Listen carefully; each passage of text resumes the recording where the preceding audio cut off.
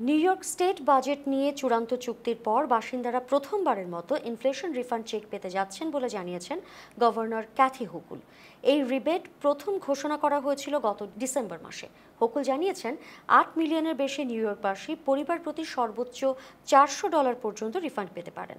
আগে ধারণা করা হচ্ছিল চেকের পরিমাণ পরিবার ভেদে $300 থেকে $500 মধ্যে হবে, যা নির্ভর করবে আয় পরিস্থিতির ওপর। হোকুল জানান, এই চেকগুলোর অর্থ এসেছে প্রত্যাশার চেয়ে বেশি পাওয়া সেলস ট্যাক্স রাজস্ব থেকে।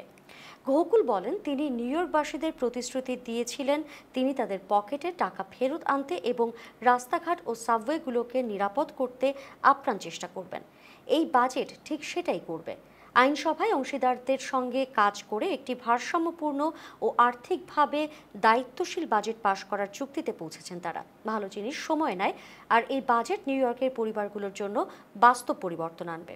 তবে ঠিক কবে নাগরিকরা চেক হাতে পাবেন তা এখনও অনিশ্চিত, কারণ $254 বিলিয়ন এই স্টেট বাজেট এখনও ভোটাভুটির প্রক্রিয়ায় রয়েছে। হোকুল আরও বলেন, ট্রাম্প প্রশাসনের কিছু পদক্ষেপের প্রেক্ষিতে কিছু পরিবর্তন আনা হতে পারে।